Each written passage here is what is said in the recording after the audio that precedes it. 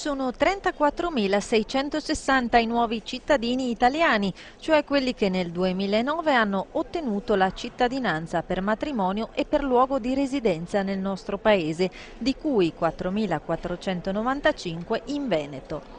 Lo rilevano i dati definitivi elaborati dalla Direzione Centrale per i Diritti Civili, la cittadinanza e le minoranze del Ministero dell'Interno relativi allo scorso anno. Le statistiche evidenziano negli ultimi 3 anni un notevole incremento delle domande, legate soprattutto alla residenza. Questi sono i numeri relativi alla nostra regione.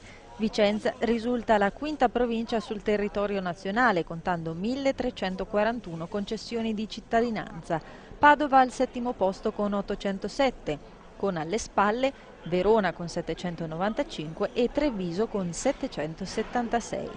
A svettare nella classifica nazionale sono ovviamente la capitale con 2.516, seguita da Milano, Torino, Brescia e Bologna. A chiedere la cittadinanza italiana figurano per prime le persone provenienti dal Marocco.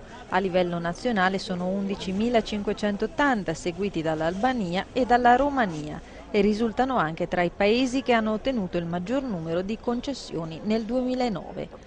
Si tratta di una fotografia significativa per quella che rappresenta per molti stranieri la tappa conclusiva del percorso di integrazione in un paese che, con il suggello della concessione di cittadinanza, diventa il proprio a tutti gli effetti.